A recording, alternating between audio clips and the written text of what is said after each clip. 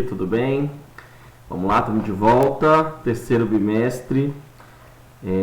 Acredito que vocês devam ter visto aí a mensagem, né, que nós iremos fazer o terceiro e o quarto bimestre, todos os dois esse ano. Então nós teremos um tempo mais curto para cada bimestre, obviamente. Um mês para o terceiro bimestre, um mês para o quarto bimestre.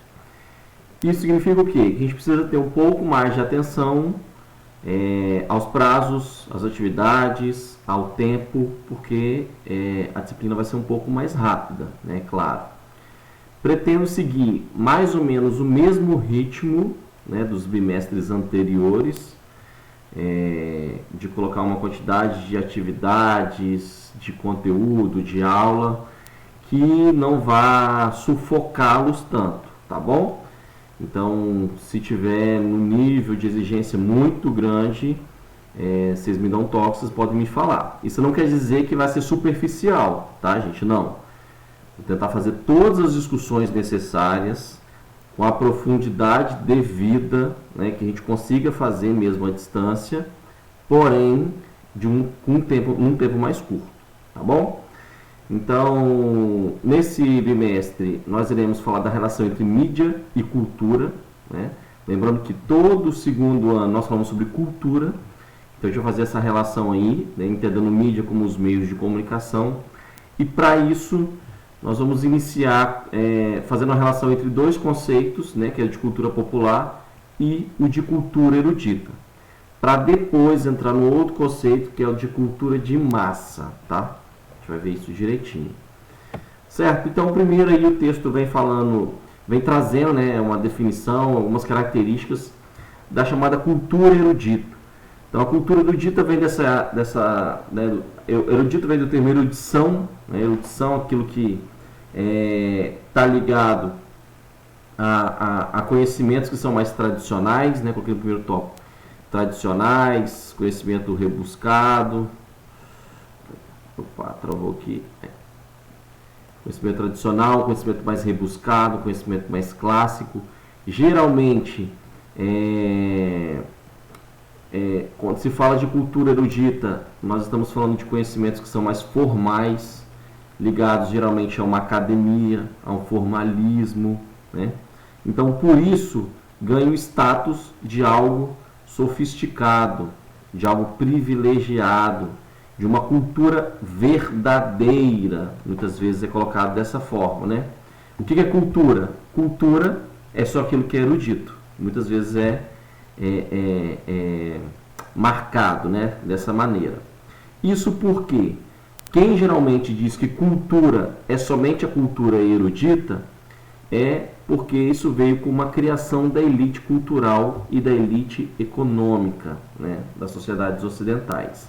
Por isso que falar de cultura erudita, como é colocado muitas vezes, olha, essa é a verdadeira cultura, a cultura dos livros, a cultura de uma música que tenha um conteúdo ligado à formalidade, à reflexão, é colocado como se só isso fosse cultura, né?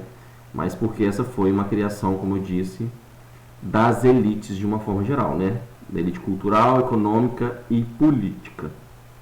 Agora, quando estamos falando da cultura popular, estamos falando de culturas de conhecimentos ligados aos povos tradicionais, ao homem comum, a sociedades tradicionais, né, que muitas vezes são transmitidas e são construídas pelos costumes e pela oralidade. Então, diferente da cultura erudita, que a transmissão é pela formalidade, né, formalidade da academia principalmente, da literatura, a cultura popular é transmitida pela oralidade, né? Então, por isso, por diversas vezes, a cultura popular ela é vista como uma cultura inferior, como uma cultura vulgar, uma cultura não verdadeira, né? Muitas vezes nem é visto como cultura, né? Visto como a cultura do povão. Então, por não ser algo mais formal, né, mais rebuscado, é visto com um certo distanciamento, né? Uma inferiorização. Então, isso traz para a gente algumas questões, né? Algumas questões o texto traz, outras questões nós vamos ainda levantar e discutir melhor quando a gente for falar de meios de comunicação. A cultura popular, ela é um resíduo da cultura erudita?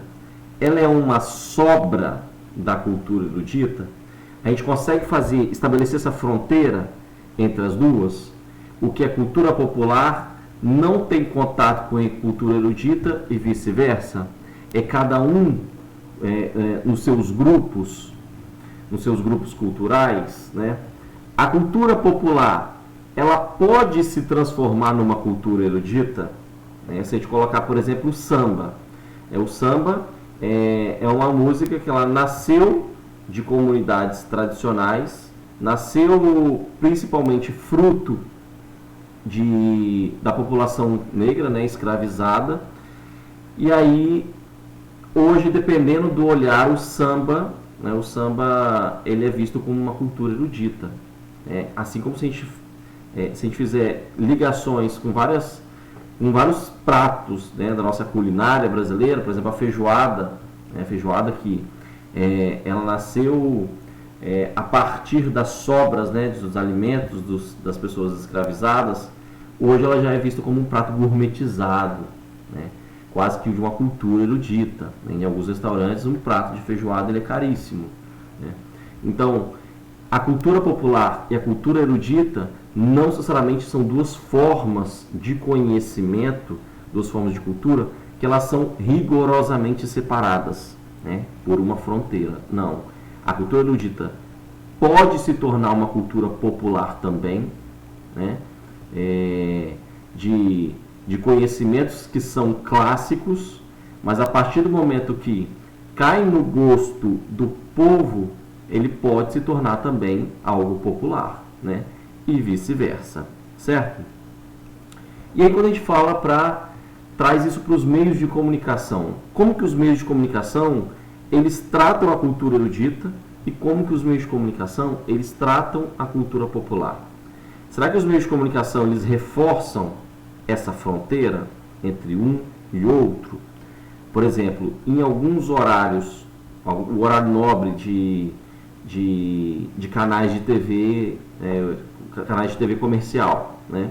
Como por exemplo a Globo, se colocar Record, SBT, o que eles buscam priorizar, né, nesse chamado horário nobre? Horário nobre a gente considera aquele horário que é mais visto, né? Tem um nível de audiência muito maior.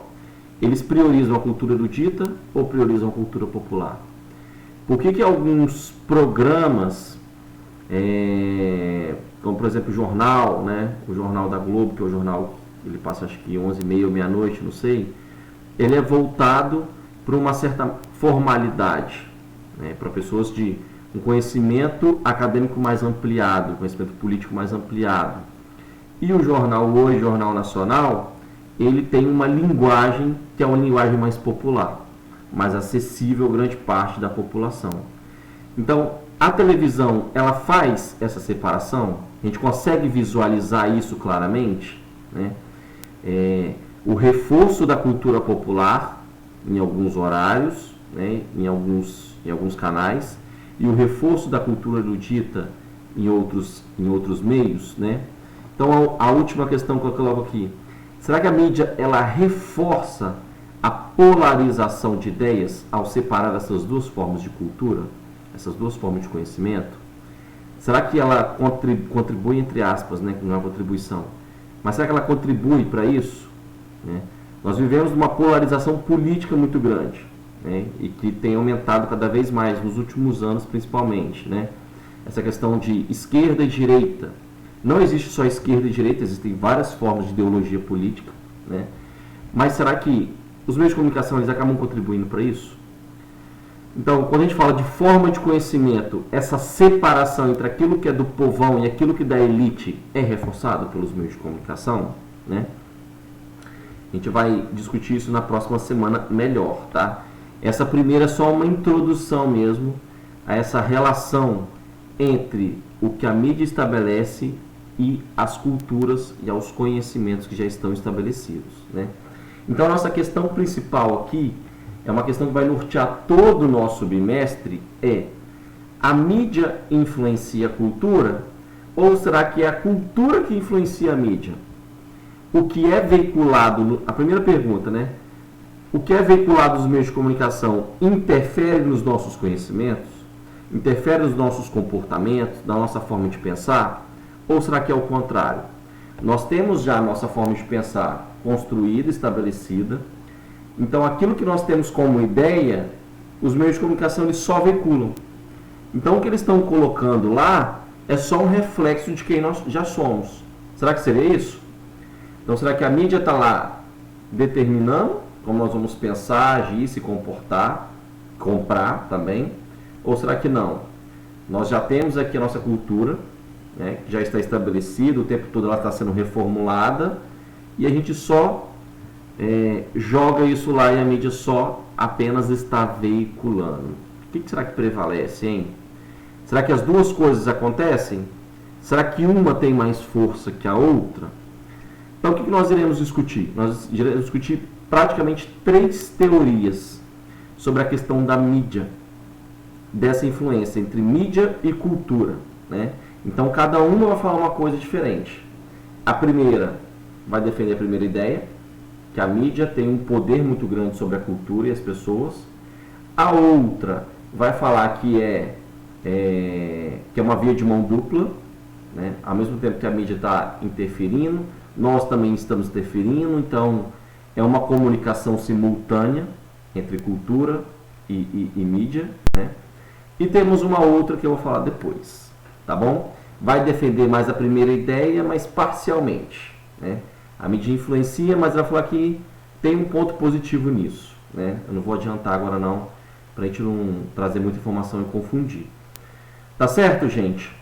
Então, os conceitos de cultura popular e de cultura erudita, inicialmente, é mais para a gente começar a pensar como que a mídia vem trabalhando isso, né? Esse reforço, essa separação ou não, tá bom? Então, a gente vai trazer alguns exemplos de cultura popular e cultura erudita para a gente pensar melhor essas teorias, tá bom?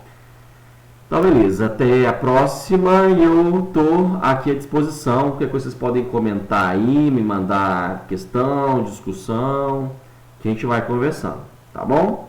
Abraço em todos.